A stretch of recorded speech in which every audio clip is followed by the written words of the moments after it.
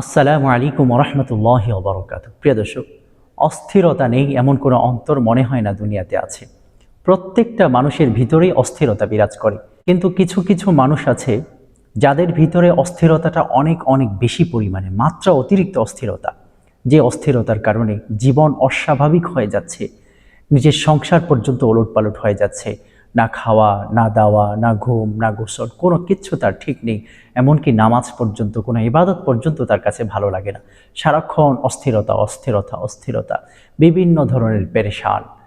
এই পেরেশানি থেকে মুক্ত থাকার, এই মনের অস্থিরতাকে দূর করে ফেলার কোরআনই একখানা আমল আছে, যে আমল কিনা হযরত মাওলানা শাহ আশরাফ আলী থানভী রহমতুল্লাহি আলাইহি পরীক্ষিতভাবে করেছেন এবং সেটা লিপিবদ্ধ করে গিয়েছেন।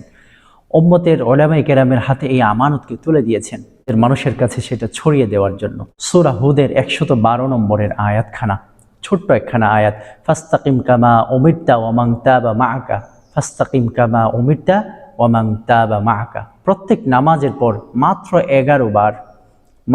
11 বার আপনি ফাস্তাকিম কামা উমিরতা ওয়া মান তাবা মাআকা, ফাস্তাকিম কামা উমিরতা ওয়া মান তাবা মাআকা।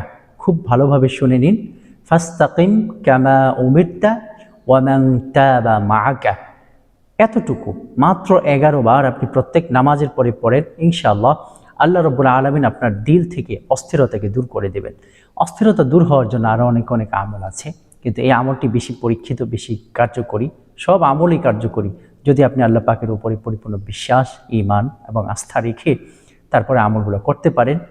নিজে যদি নেক হন তো আল্লাহ রব্বুল আলামিন আপনার দিলের ভিতরে সমস্ত অস্থিরতাকে দূর করে দেবেন, পেরেশানিকে দূর করে দেবেন। আর হ্যাঁ প্রিয় দর্শক, নামাজের পরে আমলটি করতে হয়। আপনি ফরজ নামাজের সালাম ফিরিয়ে এই আমলটা করবেন।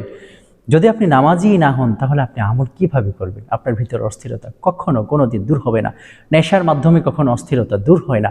নেশা করা এটা তো আরেক ধরনের অস্থিরতা। আমাকে নেশা করতে হবে, নেশার পয়সা জোগাইতে হবে, এটা তো সবচেয়ে বড় অস্থিরতা। এই অস্থিরতা থেকে আপনি কিভাবে মুক্ত হবেন?